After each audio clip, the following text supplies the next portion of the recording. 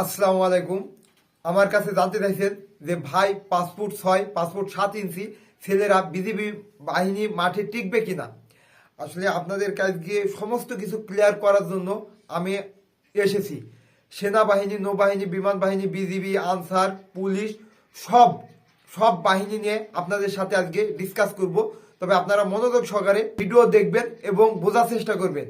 আপনাকে বলি, আপনি যখন সার্কুলারে আবেদন করেন আপনি উচ্চতা দেন 5 ফুট 6 ইঞ্চি বা 7 ইঞ্চি বা 8 ইঞ্চি, 9 ইঞ্চি, 10 ইঞ্চি। যার যেমন উচ্চতা সে তেমন দেন।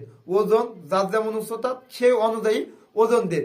তো ভাই এখানে কথা হচ্ছে যে আপনি বাহিনীতে মাঠ করলেন, মাঠে মাঠে গেলেন, যাওয়ার পরে আপনি দেখছেন যে আপনি 5 ফুট 6 ইঞ্চি, আর একজন আছে 5 ফুট 7 ইঞ্চি, আর একজন আছে 5 ফুট 8 ইঞ্চি, আর একজন আছে 5 ফুট 9 ইঞ্চি, আর একজন আছে 5 ফুট 10 ইঞ্চি।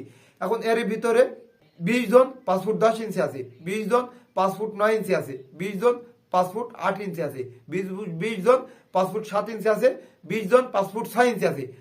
এরই ভিতরে আপনার ফিট ছেলে আছে, মনে করেন 5 ফুট 10 ইঞ্চিতে 5 জন, 5 ফুট 9 ইঞ্চিতে 3 জন, 5 ফুট 7 ইঞ্চিতে 2 জন, 5 ফুট 6 ইঞ্চিতে 1 জন। ধরেন এমন ফিট ছেলে আছে। তো এখন ফিট ছেলেকে রেখে আপনাকে নিবে না আমাকে নিবে বলেন। 5 ফুট 10 ইঞ্চি ছেলেকে আগে চয়েস করবে এবং রেজাল্ট দেখবে তার ভালো আছে কিনা। রেজাল্ট ভালো, 5 ফুট 10 ইঞ্চি ছেলে উচ্চতায় বেশি এবং 5 ফুট 10 ইঞ্চি উচ্চতা বেশি এবং 5 ফুট 9 ইঞ্চি তারও রেজাল্ট ভালো, উচ্চতা ভালো, সবকিছু বডি ফিটনেস ভালো। তো তাদেরকে নেবে। তাহলে তো আপনি 5 ফুট 6 ইঞ্চি আবেদন করে আপনি আর ওখানে টিকতে পারছেন না। 5 ফুট 10-এর কাছেও টিকতে পারছেন না, 5 ফুট 9-এর কাছেও টিকতে পারছেন না, 5 ফুট 7-এর কাছেও টিকতে পারছেন না। তাহলে চিন্তা করুন একজন 5 ফুট 6 ইঞ্চি ছেলের কত জায়গায় যুদ্ধ করা লাগে। যদি এই যুদ্ধটা মনে করেন যে প্রত্যেকটা ছেলের সাথে যুদ্ধ করা লাগে, এরপর যদি মনে করেন যে 5 ফুট 10 ইঞ্চি ফিট ছেলে যদি না থাকে, 5 ফুট 9 ইঞ্চি ফিট ছেলে যদি না থাকে, 5 ফুট 8 ইঞ্চি ফিট ছেলে যদি না থাকে, 5 ফুট 6 ইঞ্চি ফিট 5 ফুট 7 ইঞ্চি ফিট ছেলে না থাকে, তখন এসে 5 ফুট 6 ইঞ্চি ছেলে খোঁজে।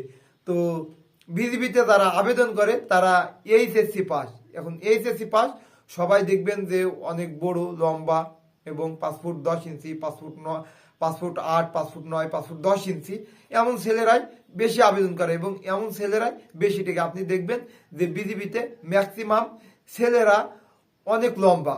কারণ এই যে যখন এসএসসিতে সেনাবাহিনী, নৌবাহিনী, বিমান বাহিনী এসএসসি পাশে চাকরিগুলো হয় না, পুলিশ এগুলা চাকরি যখন হয় না, তখন তারা বিজিবিতে আবেদন করে। তারা অনেক লম্বা এবং অনেক লম্বা ফিট, তাই তাদেরকে নিয়ে নেয়।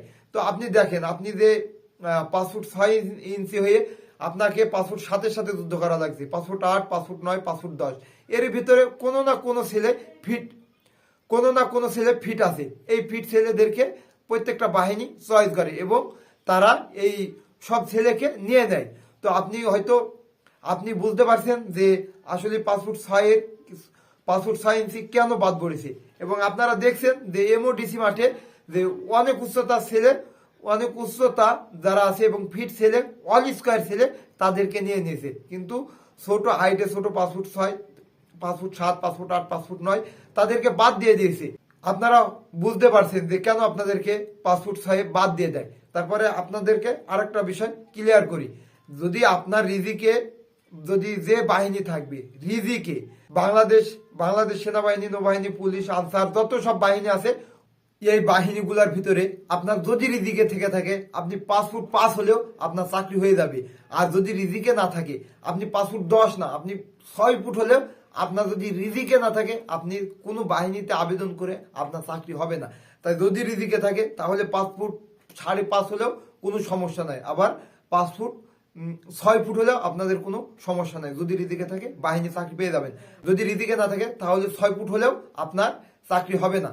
বাংলাদেশ সেনাবাহিনী, বিমান বাহিনী, নৌবাহিনী, তার বিভিন্ন ধরনের বাহিনী আছে, যে বাহিনীগুলা আপনারা এসএসসি পাস করার পরে ওখানে যখন টিকে না তখন বিজিবিতে আবেদন করেন। বিজিবিতে তারা হাইট বেশি এবং ফিট ছেলে তারাই আবেদন করে এবং এদের ভিতরে তাদের চাকরি হয়ে যায়। আমার কথা বুঝতে পারছেন যে আপনারা বাদ পড়েন কেন। আপনারা যে 5 ফুট 6 ইঞ্চি বলে আপনারা চাকরিতে আবেদন করতে পারবেন না।